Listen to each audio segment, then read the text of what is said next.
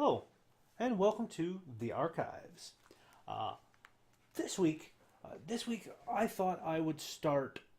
I want to do a couple of episodes here, maybe three in total. I don't know exactly, but I'm going to do at least three, I think, uh, in dealing with how to play Netrunner for new players. I kind of touched on it briefly back on episode 0 when I started it, but I thought I'd go a little more in depth as to what everything is and what everything means.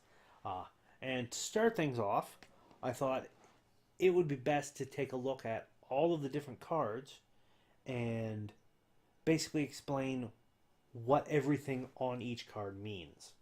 So first off, we're going to look at the runners, and we're going to take a look at shaper cards just because I like shapers. And we're going to do Kate McCaffrey. Kate Mac McCaffrey. Digital Tinker. Now that's the name. This is your identity card for the runner. And the identity card is basically a card that will do a couple things for you, but it lays some things out for you. Now you got the name and what they are up top. You've got their picture in the middle. And then up top here in the left corner, you have their link strength. Now the link strength is the number as well as this two interlinking boxes that you see up here in the corner. Now your link strength is what the corporation, if ever they do a trace on you, if ever the corp tries to trace you via any means, your link strength comes into play. The corp has a trace strength, which they can boost with credits, and they have to boost first. They spend credits if they want. Then you have to either have a link strength that is equal to or greater than the trace strength of the corp in order to not be traced. And you can do that by having cards that give you link strength, or by boosting your link strength with credits when the trace is happening. So that is, most of the runners tend to have a link strength of 0. A handful of them have a link strength of 1, and only one of them so far has a link strength of 2. So that's what link strength means. Then down here you've got your identity, natural. Now, as far as I can tell, there's only a few types of runners. You've got natural runners, which are normal humans. You've got cyborgs, which are cybernetically enhanced humans. You've got Gmods, which are genetically enhanced humans. And then there is, I think, a clone runner and a bioroid runner. So far, those are the only types. And that usually doesn't come into play. It's more flavor than anything. Then you have usually some flavor text down in the bottom and an ability. Most runners have an ability. There are cards out there that makes your text box on your identity card blank for the runner and for the corp. And if it is blank, you don't have your special ability. Now, Kate has the ability of lowering the install cost of the first program or piece of hardware you install each turn by 1. Doesn't seem like much, but over the long term, that can add up. And the special abilities are all different. It all depends on what you want to pick. Then you have down here in the lower right corner, you've got 2 boxes with numbers in them. A white box with black number and a dark box with white number. The white box with black number, 45, that is your minimum card deck size, which means any deck you make with Kate, you need to have at least 45 cards in it. You cannot have less. The number below that is your influence rating. Now your influence rating, Kate's is 15, means that unless, like for Kate being a shaper, any shaper card you can put in. Any neutral card or any other card that's not shaper, you have to keep in mind the influence cost on that, because you can only have up to 15 influence. If a card has no influence, then that's fine. It can be free to include. But if it has influence, you have to count it, unless otherwise stated. So that's that one. Let's move on to the next type of card, the event card. Now this is Diesel. This is one of the big shaper cards. Now an event card is a type of card that you usually play for a click. Sometimes there will be double events which cost 2 clicks to play. But you play for a click, and the play cost, which is up in the upper right corner. You've got the circle surrounding a number, and the circle has a credit kind of attached to it, the symbol for a credit. That's how many credits this costs to play. Now Diesel being a 0 credit play, it will only cost you to click to play this. And usually we'll have your picture here. The color scheme will let you know if it's a shaper, a criminal, an anarch, or a neutral. Shaper cards are usually green tinted. Criminal cards are blue tinted. Anarch cards are red tinted. And neutral cards are gray tinted. As well as the shaper, anarch, and criminal will have the shaper symbol, anarch symbol, or criminal symbol down here in the text box, kind of as a watermark. Then you have that it's an event. Sometimes it'll be a certain type of event. Keep in mind on that. This one draws 3 cards. That's all it does. You play this for a click, you draw 3 cards off your deck. Simple. The only other thing of note on an event card that you need to be aware of is over here in the corner. You'll see this little gray, looks like a gray ovoid, almost like a series of sockets attached into the cards. And 3 of these sockets are blank, and 2 of these sockets have a little blue dot in them, like a little blue jewel socketed in. This is your influence. Cards are either 0 to 5 influence. If there's no blue dots in this, that means it's no influence. However many dots that are in here, that's the influence rating of that card. If a criminal or an anarch or one of the mini factions of runners wanted to use this card, each card they include of it in their deck would cost them 2 influence, up to whatever their influence maximum is. And that's an event card. So next we'll move on to the next card. That is your hardware card. Now hardware will look like this, generally speaking, tinted in the color of whatever one it is. It'll have the name. Now this one in particular has a little diamond next to it, which means it's unique. Which means you can only ever have one of them installed at any time. This is the toolbox. This is Kate's console. And it's got a wonderful picture of it. Now, up here in the corner, you have the install cost, which is 9 credits. This is a hefty install cost, but it has a hefty benefit, because it not only gives you +2 memory unit and +2 link strength once it's installed, but it gives you 2 recurring credits. That's the little credit with the arrow over it. So every turn those credits recur, you can spend them again. And you use these credits to pay for using your icebreakers. Limit 1 console per player. And then you have the influence over here on the side again.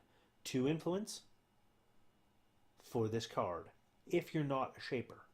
Shapers can use it because it's a shaper card. It's in faction. But this is usually what the hardware does. It'll have a cost to install. Some hardware may come with a memory unit cost, but I don't think so. Usually it will give you something. And the hardware, what it does for you is listed down in the square where all the text is.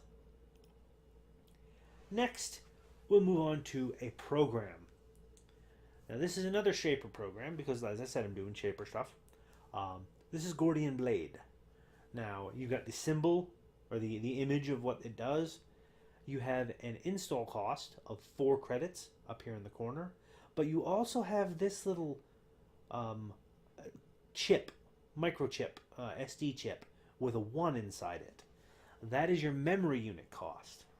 All runners start with 4 memory units. The hardware we saw just a bit ago, if that was installed, that would increase your memory up to 6.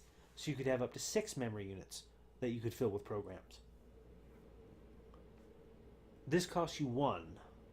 All programs will cost you memory units. Sometimes 1, sometimes 2, sometimes 0 depending on the program. This is your program, Icebreaker Decoder. It breaks code gates for 1 credit for each subroutine, 1 credit for +1 strength for the remainder of the run. Down in the lower left corner, you see this circle, white circle with some bars and a 2 in it. That's your strength.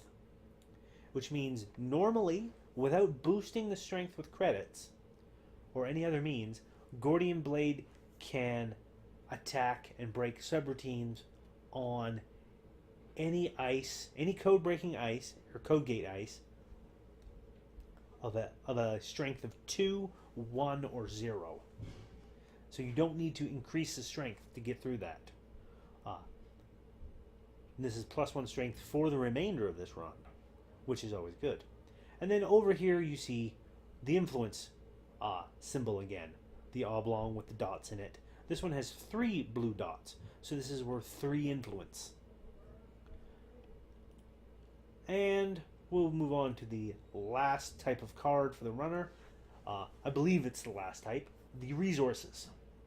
Now the resources all do different things. Some of them give you money, some of them do things to the corp, some of them do things for you as the runner. They're all different. This is Aesop's Pawn Shop. It is a unique. You can only have 1 installed at any one time. It is 1 credit to install this resource. As always, any cards you're installing also will cost a click, naturally. Resource location connection. When your turn begins, you may trash another of your installed cards to gain 3 credits. So you just pawn stuff back to Aesop. And it's got some wonderful flavor text. And then down in the lower right, you have your influence rating. Right there. 2 influence for this card. And that's basically it for runner cards. Now I'll take a look at the corp cards and explain how those things work. And to do that, we're going to go to Jinteki, Personal Evolution, because I love me some Jinteki. So here we have the name, Jinteki, Personal Evolution. You'll have an image here, usually of a logo, maybe of an actual place. Identity Megacorp. You'll notice no link strength, because corps don't need link strength. It has the special ability, whenever an agenda is scored or stolen, do a net damage. So you're always doing damage. Whenever they steal them, whenever you score them, you're doing damage. And it has, in the lower left, it has the minimum deck size of 45, just like with the runner, and the influence of 15, just like with the runner. Simple, and elegant. When you need the human touch. Jinteki. Alright, we'll move on to the next one. Here we have an agenda. The Nisei Mark II. You see a wonderful little image, kind of making you think of perhaps Minority Report, which is exactly what this is. Now, you have in the upper right, there is a white circle with a number 4 bold on it. This is the advance cost, which means this card needs to be installed, which will cost you a click, and advanced 4 times. Each time you advance a card, it costs you a credit, or if you're using cards to do it, maybe less. I don't know. But it needs to have 4 advancement tokens on it before you can score it. When you do score it, or the runner steals it, down here, just below the picture, to the left, you see, looks like 3 little crystals with a number 2 on it. That is how many points it's worth, agenda points. Now, most games are 7 agenda points to win. This will give you 2 towards that. It has the agenda initiative. So it's an agenda of the initiative type. Place 1 agenda counter on Nisei Mark II when you score it, with the paid ability of the hosted agenda counter to end the run. Which means once this is scored for you, you have 1 agenda counter on it, and you can just use that at any point to end a run. So you could make them run through literally all of your ice and then go end the run. And they can't do anything about it because it's a paid ability. Now, this, you'll notice, does not have any influence tracker on it. There's a reason for that. Because Jinteki agendas, or any specific corp agenda, can only be used by that corp. You cannot have a Jinteki agenda in a Hospyroid deck, or vice versa. Neutral agendas will have an agenda counter, or will have an influence counter on it to let you know how much influence it is. Alright, on to the next card. Here we have Project Junebug. Hee hee hee. This is an asset. Now, up in the upper right or upper left corner, you'll see what looks like a weird hexagonal black and white thing with a 0 in it. That is the res cost. Which means anytime you want to res this card, you need to pay 0 to do it. Now, Junebug is an ambush asset, which means you don't want to res it before the runner accesses it. You don't want to res it at all, which is why it's 0 to res.